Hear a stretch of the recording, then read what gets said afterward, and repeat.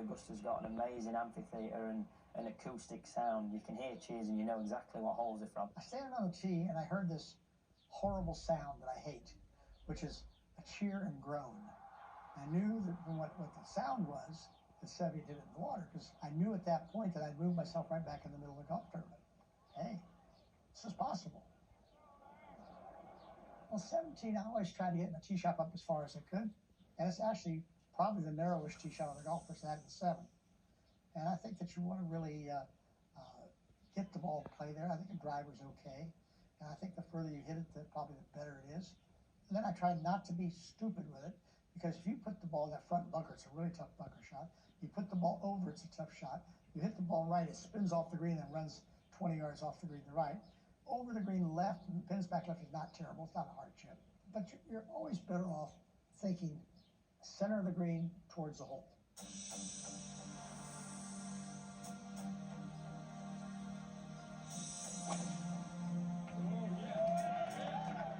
The pin was in the back right, and I wanted it in the left side of the hole.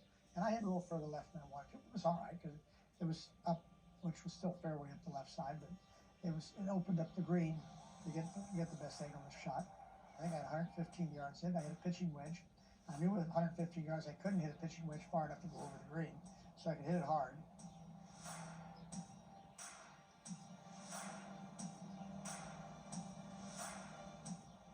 I hit a pitching wedge, and the pitching wedge was in, which is just left hole, which is a smart place to play it.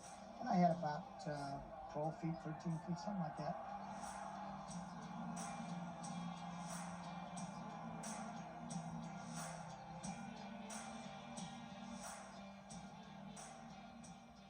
We got up there, it was pin high, and I looked over at Jackie. Jackie says, "What do you think?" I said, "Well, Jackie," I said, "it's going to go right." And I said, "But I think it's going to straighten out and come back a little bit because of A-man corner. So the balls have a tendency to want to do that." He says, "You sure?" And I said, "I think so."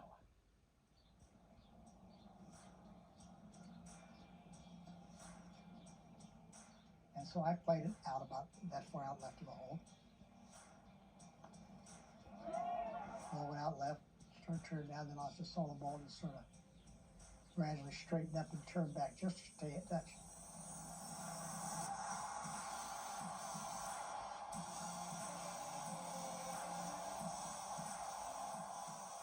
Now, I've gone back and putted that about 100 times since. I've never had it come back again. It did that time, and that was the important thing.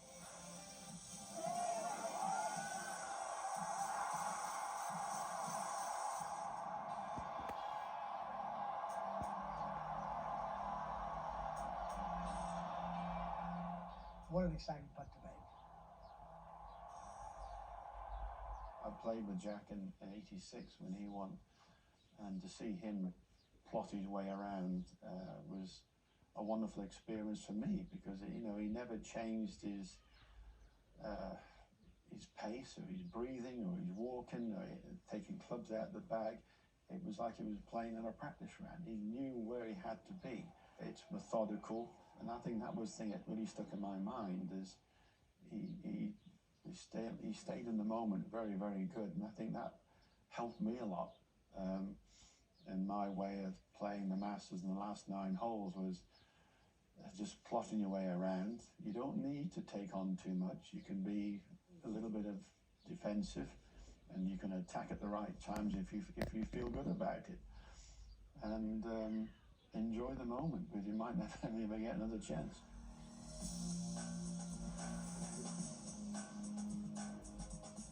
You've just got to get the ball in position off the tee.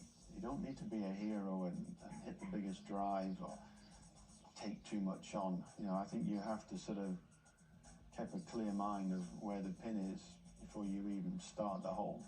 If the pin on the last day is in that kind of front left, it's almost impossible to leave it short of the pin, because you have the false front of about 4 or 5 yards. But I think if you want 4 to win, you've got to leave yourself you've got a good forward bounce, obviously too good a forward bounce, and end up going into the front bunker.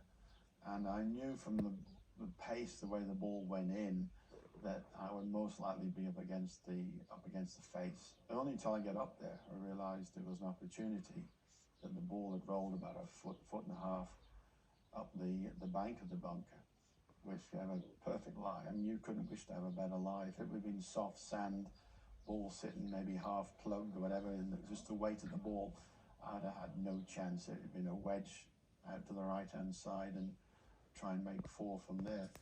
But the ball was sitting perfect. It was like somebody just teed it up for me. Well, I had to go for it. I had no opportunity. But at that time, I just want to make 4. I want to just take my chances on the playoff. Birdie never really came to mind. Here's Sandy Lyle. He's put it in the worst position he can put it. He's got the lip there. He's got to get the ball up. He's 145 yards to the hole, but the main thing he has to contend with is that lip. The sky in the background was perfectly blue and not even a cloud, so I couldn't even line up on a cloud or anything that was visible. So I went into the bunker from the front end and then kept walking, looking up until eventually the pin had gone, the green had gone.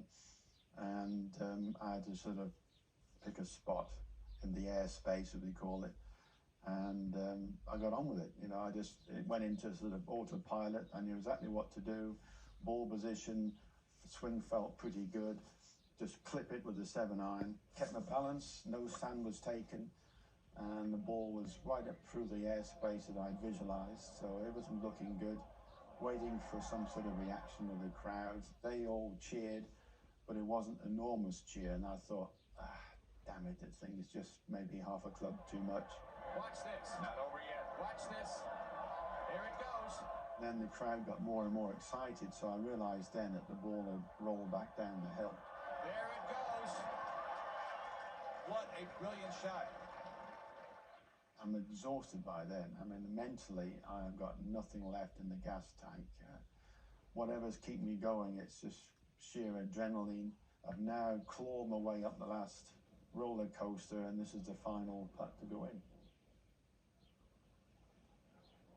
The words of Trevino I had in my mind was, you know, if you wanted to hold a putt to win a major, whatever it might be, he said, I'd rather have a 20-foot putt downhill any day than have a 20-foot putt uphill with different borrows and bumps and humps. And so that was always floating around my mind as well. And this is the same situation. Here I am with a 17, 18-foot putt. You know, you just got to line it up the best you can and then take about a 4-inch backswing, if that, and just caress it. Just start it on line and see what happens. That's what I did.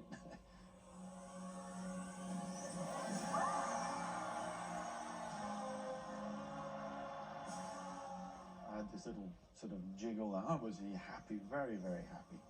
But I could feel the tension from my shoulders and neck just go. And I've said to many times to Preston, I could have just gone to a blob on the green there and been quite happy for a few moments and just take it all in, because it was over. It's something you dream about. And there I am, you know, I've done it the hard way. It was right up to the last putt. It's very emotional at the time, very emotional.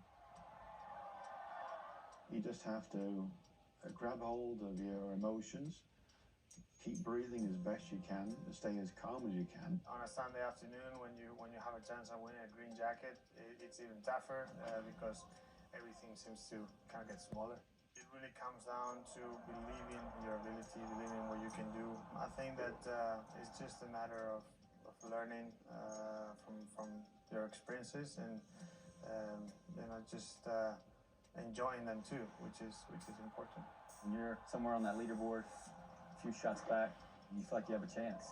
So now when I get to the back nine, if there's a shot at winning at any tournament, not just there, I feel like I can do it because I've done it before. Haven't done it that much, but I've done it before. So you're always trying to find ways to give yourself confidence and energy to keep fighting and have a chance to lift the trophy or put on a trophy again. You know you're going to the back nine of Sunday in contention at Augusta. You know that you're right in the thick of things doing battle. There's an interview from when I was probably 14 years old saying my #1 golf goal is to win the Masters someday. And so everything that I've done certainly that was in the back of my mind. Every ball I've hit, every putt I've hit, every chip, every hour on the golf course has been towards that common goal. And when that was achieved, it was an exhale of, I mean, to be able to accomplish a lifelong dream is just rare for anybody anywhere. It's nervous all week, but the back nine with the water, with all the holes that are back there, with so much can happen. You know, I put a lot of work into this, and you know, nothing to say, but hard work pays off. There's no way around that. So I put a lot of work into it, and to come up with a victory like that, the hard work definitely paid off, and it was all worth it. This is what you practice for. Back nine on Sunday. It's what we all do. We all strive for greatness. Striving for greatness it kind of drives you forward. I have worked incredibly hard since a young age and continue to work incredibly hard, because that feeling that you get slipping on that jacket, coming down the last few holes when people are cheering you on and wanting you to do well, it's an experience and a feeling that you can't buy. You just don't know what's going to happen at Augusta. And I always felt like always climbing that mountain, always trying to climb uphill and trying to strive to be better. And that was it. And then once the tournament was over, I tried to let myself drop and get back to a week later, coming back and say, okay, I'm a beginner again. Let's start over again and work myself way back up the hill. There's certainly pressure, but there's excitement, there's potential dreams, and the hardest thing is to control your thoughts and get back into the present and stop yourself from thinking ahead and looking forward. I've put a lot of work in at Augusta National to have success there, and I've hit multiple shots from everywhere on the golf course to every pin. In practice, I've putted the greens for hours, and it's all been worth it for the simple reason that I've won this tournament. I get to go back every year. I get to be part of the history. And as a kid, that was a tournament I dreamt of winning. And so to realize those dreams, there's no words that can describe that. But when you dream about it since you were a little kid, and all of a sudden you're experiencing it, every minute of work you put into it to accomplish that goal is worth it. That is what you pride yourself if you can play on a Sunday afternoon. Augusta is one of them that really does rack up the pressure. It takes a long time to get comfortable there, to be really honest. I found it really hard work even to put the jacket on outside the obvious of the Champions Dinner. And it was only when my son and his mates came, I was sitting there at lunch, they said, well, go and put the jacket on there for us. And I went, all right, I will. And that actually broke the ice for me, because I couldn't do it before. I couldn't wander around. And then you go up to your locker and it's special. Wow.